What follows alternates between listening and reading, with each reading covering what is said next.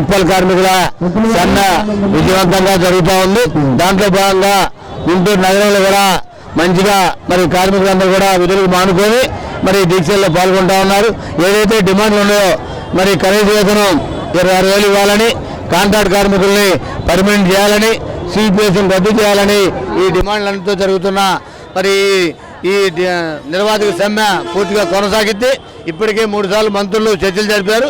ఆ చర్చలు ఏదైతే ఉన్నాయో ఆ చర్చలు ముగించి వెంటనే కార్మికులు మళ్ళీ నాయకులు చర్చలు పిలిచి వాళ్ళు ఏదైతే మనం డిమాండ్ చెప్తా ఉన్నామో ఆ డిమాండ్లు అన్నిటికి సంబంధించి జీవోలు ఇవ్వాలని, జీవోలు ఇవ్వకపోతే మరి సాధ్యం కాదు కాబట్టి వెంటనే జీవోలు ఇవ్వాలని డిమాండ్ చేస్తూ ఉన్నాం.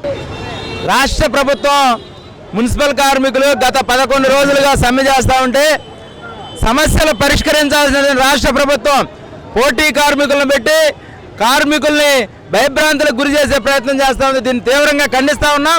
ఎప్పటికైనా ప్రభుత్వం వారు ఇచ్చిన హామీలనే అమలు చేయమని అడుగుతున్నాం తప్ప కొత్త హామీలు కొత్త కోరికలు ఏం కోరడం లేదు. ప్రభుత్వం ఇచ్చిన హామీ సమాన పనికి సమాన వేతనం ఇస్తామని చెప్పేసి ఎన్నికల మేనిఫెస్టోలో పెట్టారు.